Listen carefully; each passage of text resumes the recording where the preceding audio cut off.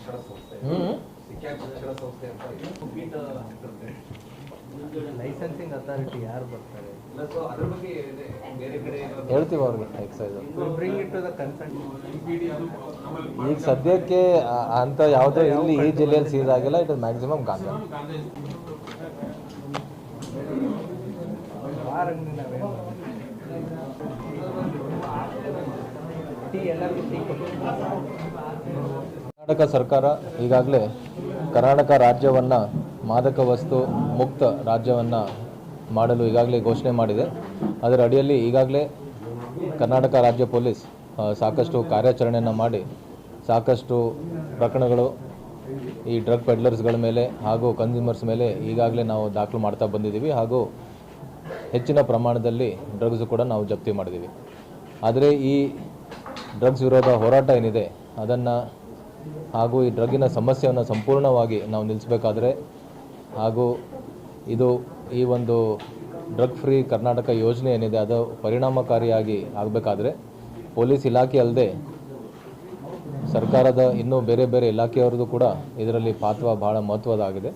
So ಹಾಗಾಗಿ ಎಲ್ಲ stake holders ಈ ಒಂದು ಹೋರಾಟದಲ್ಲಿ ಭಾಗಿಯಾಗುವ ಒಂದು ನಿಟ್ಟಿನಲ್ಲಿ ಕರ್ನಾಟಕ ಸರ್ಕಾರ ಮಾನ್ಯ ಮುಖ್ಯಮಂತ್ರಿ ಹಾಗೂ ಗೃಹ ಸಚಿವರ ಒಂದು ನೇತೃತ್ವದಲ್ಲಿ 2 ಹೊಸ ಕಾರ್ಯಕ್ರಮವನ್ನು ನಾವು ರೂಪಿಸಿದ್ವಿ. ಒಂದು ಆಪರೇಷನ್ ರೈಸ್, ಅದರ ಅರ್ಥ ರೆಫ್ಯೂಸ್, ಇನ್ಫಾರ್ಮ್, ಸಪೋರ್ಟ್ ಹಾಗೂ ಎಂಪವರ್.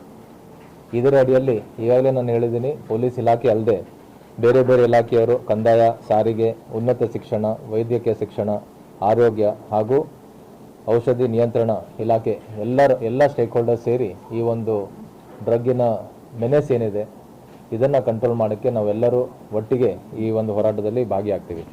ಅದಲ್ಲದೆ ಈಗಾಗಲೇ ನಾವು ಸಾಕಷ್ಟು ನಮ್ಮ ಪ್ರಕರಣದಲ್ಲಿ ನಾವು ನೋಡಿದ್ದೀವಿ, ಈ ಕನ್ಸ್ಯೂಮರ್ಸ್ ಏನಿದ್ದಾರೆ ಅದರಲ್ಲಿ ಹೆಚ್ಚಿನ ಸಂಖ್ಯೆಯಲ್ಲಿ ಯುವಕರು, ವಿದ್ಯಾರ್ಥಿನಿಯರಿದ್ದಾರೆ. ಅವರು ಬೇರೆ ಬೇರೆ ಕಾರಣದಿಂದ ಈ ಡ್ರಗ್ ಸಮಸ್ಯೆಗೆ ಒಳಗಾಗಿರ್ಬೋದು. ಅದು ಪ್ರಭಾವ, ಮಾನಸಿಕ ಒತ್ತಡ, ಮನರಂಜನೆ, ಪಿಯರ್ ಪ್ರೆಷರ್, ಜಸ್ಟ್ ಒಂದು ಕ್ಯೂರಿಯಾಸಿಟಿಯಿಂದ ಕೆಲವರು ತೊಗೊಳ್ತಾರೆ. ಸೊ ಹಾಗಾಗಿ ಈ ಡ್ರಗ್ಸ್ ಕಂಟ್ರೋಲ್ ಮಾಡೋಕ್ಕೆ ಬರೀ ಪೊಲೀಸ್ ಆ್ಯಕ್ಷನ್ ಅಲ್ಲದೆ ಸಾರ್ವಜನಿಕರಲ್ಲಿ ಅವೇರ್ನೆಸ್ಸು ಕೂಡ ನಾವು ಮೂಡಿಸಬೇಕಾಗತ್ತೆ. ಈಗಾಗಲೇ ಅವೇರ್ನೆಸ್ಸನ್ನು ನಾವು ಬೇರೆ ಬೇರೆ ಶಾಲಾ ಕಾಲೇಜ್ಗಳಲ್ಲಿ ಹೋಗಿ ಸಭೆಗಳನ್ನು ನಾವು ಮಾಡಿದ್ದೀವಿ. ಇದನ್ನು ಇನ್ನೂ ಮುಂದಕ್ಕೆ ತಗೊಂಡು ಸೋಷಿಯಲ್ ಮೀಡಿಯಾನ ನಾವು ಬಳಸ್ಕೊಂಡು ಈ ಬೇಡ ಬ್ರೋ ಅಂತ ಒಂದು ಜಾಗೃತಿ ಅಭಿಯಾನನೂ ಕೂಡ ನಾವು ಪ್ರಾರಂಭ ಮಾಡ್ತಾಯಿದ್ವಿ. ಸೊ ಇದರ ಅಡಿಯಲ್ಲಿ ಸಣ್ಣ ವಿಡಿಯೋಸ್, ಶಾರ್ಟ್ ವಿಡಿಯೋಸ್, ಪೋಸ್ಟರ್ಸ್ ಏನು ನಮ್ಮ ಯುವಕರಿಗೆ ಅರ್ಥ ಆಗೋ ರೀತಿಯಲ್ಲಿ ಈ ಡ್ರಗ್ಸಿನ ಸಮಸ್ಯೆ ಏನಿದೆ, ಇದು ತೊಗೊಂಡ್ರೆ ಯಾವ ರೀತಿ ನಮ್ಮ ಫಿಸಿಕಲ್ ಹೆಲ್ತಿಗೆ, ನಮ್ಮ ಮೆಂಟಲ್ ಹೆಲ್ತಿಗೆ ಯಾವ ರೀತಿ ಎಫೆಕ್ಟ್ ಆಗುತ್ತೆ, ಇದನ್ನು ತೊಗೊಂಡ್ರೆ ಯಾವ ರೀತಿ ನೀವು ಈವನ್ ಕ್ರೈಮ್ ಅಪರಾಧ ಲೋಕದಲ್ಲೂ ಕೂಡ ನೀವು ಅದರಲ್ಲಿ ಹೋಗ್ಬೋದು. ಸೊ ಈ ರೀತಿ ಅವ್ರಿಗೆಲ್ಲ ಒಂದು ಅವೇರ್ನೆಸ್ಸನ್ನು ನಾವು ಇಂಥ ಶಾರ್ಟ್ ವಿಡಿಯೋಸ್ ಮೂಲಕ ನಾವು ಮೂಡಿಸ್ತೀವಿ. ಸೊ ಒಟ್ಟಾರೆ ಈ 2 ಕಾರ್ಯಕ್ರಮ ಏನಿದೆ, ಆಪರೇಷನ್ ರೈಸ್ ಮತ್ತು ಬೇಡ ಬ್ರೋ ಏನು ಕಾರ್ಯಕ್ರಮ ಇದೆ, ಇದರಿಂದ ನಮ್ಮ ಯುವಕರನ್ನು ನಾವು ಮಾದಕ ವ್ಯಸನ ವಿರೋಧಿ ರಾಯಭಾರಿಯನ್ನು ಮಾಡಲು ನಾವು ಈ 2 ಕಾರ್ಯಕ್ರಮವನ್ನು ನಾವು ರೂಪಿಸಿದ್ದೀವಿ. ಈ 2 ಕಾರ್ಯಕ್ರಮ 3 ಹಂತದಲ್ಲಿ ರಾಜ್ಯದ ಎಲ್ಲ ಜಿಲ್ಲೆ ಹಾಗೂ ಕಮಿಷನರೇಟ್ ವ್ಯಾಪ್ತಿಯಲ್ಲಿ ಪ್ರಾರಂಭ ಆಗುತ್ತೆ. ಇವತ್ತು ನಾವು ಇಲ್ಲಿ ಬಿಜಾಪುರ ಜಿಲ್ಲೆಯಲ್ಲಿ ನಾವು ಪ್ರಾರಂಭ ಮಾಡ್ತಾಯಿದ್ವಿ. ಸೊ ಇದು ಮೊದಲನೇ ಹಂತದಲ್ಲಿ ಜಿಲ್ಲಾ ಮಟ್ಟದಲ್ಲಿ ಒಂದು ದೊಡ್ಡ ಶಾಲಾ ಕಾಲೇಜಲ್ಲಿ ಒಂದು ಅವೇರ್ನೆಸ್ ಪ್ರೋಗ್ರಾಮ್ ಅದು ಇವತ್ತು ಮಾಡ್ತಾಯಿದ್ದೀವಿ. 2ನೇ ಹಂತದಲ್ಲಿ ಎಲ್ಲ ಠಾಣಾ ಮಟ್ಟದಲ್ಲೂ ಕೂಡ ಇದೇ ರೀತಿ ಅವರವ್ರ ಠಾಣೆಯಲ್ಲಿ ಶಾಲಾ ಕಾಲೇಜುಗಳಿಗೆ ಹೋಗಿ ಅವರು ಕೂಡ ಕಾರ್ಯಕ್ರಮವನ್ನು ಮಾಡ್ತಾರೆ. 3ನೇ ಹಂತದಲ್ಲಿ ತಾಲೂಕಾ ಮಟ್ಟದಲ್ಲಿ ಸ್ಥಳೀಯ ಶಾಸಕರು ಅವ್ರ ಜೊತೆ ಸೇರಿ ನಾವು ಕಾರ್ಯಕ್ರಮನ ಮಾಡ್ತೀವಿ. ಸೊ ಒಟ್ಟಾರೆ ಈ ಕಾರ್ಯಕ್ರಮದಲ್ಲಿ ಅವೇರ್ನೆಸ್ ಏನು ನಾವು ಮೂಡಿಸ್ಬೇಕು ಸಾರ್ವಜನಿಕರಲ್ಲಿ ಅದು ನಾವು ಮಾಡ್ತಾಯಿದ್ದೀವಿ. ಅದ್ರ ಜೊತೆಗೆ ನಮಗೆ ಇನ್ಫಾರ್ಮೇಷನ್ ಏನು ಮಾಹಿತಿಯನ್ನು ಬರಬೇಕು ಪಬ್ಲಿಕ್ಕಿಂದ, ಅದು ಯಾಕಂದರೆ ನಾವು ಈ ಸಮಸ್ಯೆಯನ್ನು ಸಂಪೂರ್ಣವಾಗಿ ಕಂಟ್ರೋಲ್ ಮಾಡಬೇಕಾದ್ರೆ ಪಬ್ಲಿಕ್ಕಿಂದ ನಮಗೆ ಸಾಕಷ್ಟು ಒಂದು ಸಹಕಾರ ಬೇಕಾಗತ್ತೆ. ಮುಖ್ಯವಾಗಿ ಎಲ್ಲಿ ಗಾಂಜಾ ಸೇಲ್ ಆಗ್ತಾಯಿದೆ, ಯಾರಾದರೂ ಅವ್ರ ಊರು ಹೊಲದಲ್ಲಿ ಗಾಂಜಾ ಬೆಳೆಸ್ತಾ ಇದ್ದಾರೋ ಅದ್ರ ಬಗ್ಗೆ ನಮ್ಮ ಮಾಹಿತಿಯನ್ನು ಅವರು ಫೋನ್ ಮುಖಾಂತರ ಕೊಡ್ಬೋದು. ನಮ್ಮದು KSP ಆ್ಯಪ್ ಏನಿದೆ ಅದ್ರ ಮೂಲಕನೂ ನಮಗೆ ಮಾಹಿತಿ ಕೊಟ್ಟರೆ ಅದ್ರ ಬಗ್ಗೆ ಕ್ರಮ ಕೈಗೊಳ್ತೀವಿ. ಸೊ ಇದರ ಅಡಿಯಲ್ಲಿ ಈಗಾಗಲೇ ರಾಜ್ಯಾದ್ಯಂತ ಸಾಕಷ್ಟು ಪ್ರಮಾಣದಲ್ಲಿ ಗಾಂಜಾ ಹಾಗೂ ಬೇರೆ ಬೇರೆ ಡ್ರಗ್ಸ್ ಸೀಸ್ ಆಗಿದೆ. ನಮ್ಮ ಉತ್ತರ ವಿಭಾಗದ ವ್ಯಾಪ್ತಿ, ಉತ್ತರ ವಿಭಾಗದಲ್ಲಿ ನಮಗೆ 5 ಜಿಲ್ಲೆಗಳು ಬರುತ್ತೆ. ಈ 5 ಜಿಲ್ಲೆಯಲ್ಲಿ ಡ್ರಗ್ಸ್ ವಿರುದ್ಧ ಕಾರ್ಯಾಚರಣೆಯಲ್ಲಿ ಬಿಜಾಪುರ ಜಿಲ್ಲೆ ಪ್ರಥಮ ಸ್ಥಾನದಲ್ಲಿದೆ. ಹೋದ ವರ್ಷ ಹಾಗೂ ಈ ವರ್ಷವೂ ಕೂಡ 5 ಜಿಲ್ಲೆಯನ್ನು ಹೋಲಿಸಿದರೆ ಹೆಚ್ಚಿನ ಪ್ರಮಾಣದಲ್ಲಿ ಪ್ರಕರಣ ದಾಖಲು ಮಾಡಿದ್ದು, ಗಾಂಜಾ ಸೀಸ್ ಮಾಡಿದ್ದು ಹಾಗೂ ಆರೋಪಿತರನ್ನ ದಸ್ತಗಿರಿ ಮಾಡಿದ್ದು ಬಿಜಾಪುರ ಜಿಲ್ಲೆಯಲ್ಲಿ. ಹಾಗೂ ಈ ವರ್ಷ ಪ್ರಥಮ ಬಾರಿಗೆ ಬಿಜಾಪುರ ಜಿಲ್ಲೆಯಲ್ಲಿ ಪಿಟ್ NDPS ಅಂದರೆ ಏನು ಈ ಹ್ಯಾಬಿಚುವಲ್ ಡ್ರಗ್ ಅಫೆಂಡರ್ಸ್ ಏನಿದ್ದಾರೆ ಅವ್ರ ವಿರುದ್ಧ ಈ ಪ್ರಿವೆಂಟಿವ್ ಆ್ಯಕ್ಷನನ್ನು ಪಿಟ್ NDPS ಅಡಿಯಲ್ಲಿ ತೊಗೊಂಡಿದ್ದೀವಿ. ಇದರ ಅಡಿಯಲ್ಲಿ ಈಗಾಗಲೇ 2 ಹ್ಯಾಬಿಚುವಲ್ ಅಫೆಂಡರ್ಸ್ನ ನಾವು ಅರೆಸ್ಟ್ ಮಾಡಿದ್ದೀವಿ.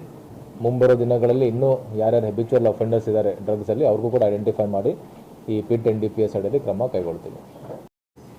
ಸೊ ಈಗಾಗಲೇ ಆಲ್ರೆಡಿ ಎವ್ರಿ ಇಯರ್ ನಾವು ಮಾಡ್ತಾನೆ ಇರ್ತೀವಿ. ಸ್ಕೂಲು ಕಾಲೇಜಸ್ಸು ಸುತ್ತಮುತ್ತಲು ಕೋಪ್ಟಾ ಕಾಯ್ದೆ ಆಗಿರ್ಬೋದು ಅಥವಾ ಸಿಗರೇಟು ತಂಬಾಕು ಅದನ್ನು ಮಾಡ್ತಾನೆ ಇರ್ತೀವಿ. ಸೊ ಈ ವರ್ಷವೂ ಕೂಡ ನಾವು NDPS ಅಡಿಯಲ್ಲಿ ಪ್ರತಿಯೊಂದು ಸ್ಕೂಲು, ಹೈಸ್ಕೂಲು, PUC then degree, so we are targeting those institutions. ಮೊದಲನೇ ಹಂತದಲ್ಲಿ ನಾವು ಇವತ್ತು ಹೊಂದಿದ್ದು ಇದನ್ನು ಕಾರ್ಯಾರಂಭ, ಇವತ್ತಿನ ಕಾರ್ಯಕ್ರಮ. 2ನೇ ಹಂತದಲ್ಲಿ ಎಲ್ಲ ಠಾಣಾ ಮಟ್ಟದಲ್ಲಿ, ಸೊ ಬೀಟ್ ಲೆವೆಲ್ದಲ್ಲಿ ಈ ಕಾರ್ಯಕ್ರಮ ಏನು ಇವತ್ತು ನಡೆಯುತ್ತೆ ಅದು ರೆಪ್ಲಿಕೇಟ್ ಆಗುತ್ತೆ. ಸೊ 3ನೇ ಹಂತದಲ್ಲಿ ಸರ್ ಹೇಳಿದಾಗೆ ಅದು ಶಾಸಕರು ಮತ್ತು ಸಚಿವರ ನೇತೃತ್ವದಲ್ಲಿ 3ನೇ ಹಂತ ತಾಲೂಕಾ ಮಟ್ಟದಲ್ಲಿ ಅದನ್ನು ನಡೆಯುತ್ತೆ. So that is how we are planning. School colleges ಪಕ್ಕ ಆಗಿಲ್ಲ. ನಮ್ಮ ಜಿಲ್ಲೆಯಲ್ಲಿ ಸೋಫಾರ್ ಸಿಕ್ಕಿರೋ ಪ್ರಕರಣಗಳಲ್ಲಿ ಸ್ಕೂಲು ಮತ್ತು ಕಾಲೇಜ್ ಅಕ್ಕಪಕ್ಕ ಆಗಲಿ ಅಥವಾ ಸ್ಟೂಡೆಂಟ್ಸಿಗಾಗಲಿ ಸಿಕ್ಕಿದ್ದು ಬಂದಿಲ್ಲ. It is a more of ಏನು ಅಂತಂತಂದರೆ, ಒಂದು ಅವರ ಹೊಲದಲ್ಲಿ ತೋಟದಲ್ಲಿ ಬೆಳೆದಿದ್ದು, 2ನೇದ್ದು ಮಹಾರಾಷ್ಟ್ರ ಕಡೆಯಿಂದ ನಮಗೆ ಒಣ ಗಾಂಜಾ ಬಂದು ಇಲ್ಲಿಂದ 2nd ಲೈನ್ 3rd ಲೈನು ಮಾರೋರು ಸಿಕ್ಕಿದ್ದಾರೆ. ಯಾರೀಗ ನಾವು ನಾಂದೇಡ್ದಿಂದ ಲಾಸ್ಟ್ ಗೋಲ್ ಗುಂಬಜ್ದಲ್ಲಿ ನಾವು ಇಲ್ಲಿ ಒಬ್ಬರನ್ನೇ ಹಿಡಿದಾಗ ದೆನ್ ಲಿಂಕ್ ಸಿಕ್ಕಿದ್ದು ಹೊರ್ತಿಯಿಂದ ಹಿಡ್ಕೊಂಡಾಗ ಲಿಂಕ್ ಸಿಕ್ಕಿದ್ದು ನಾಂದೇಡು.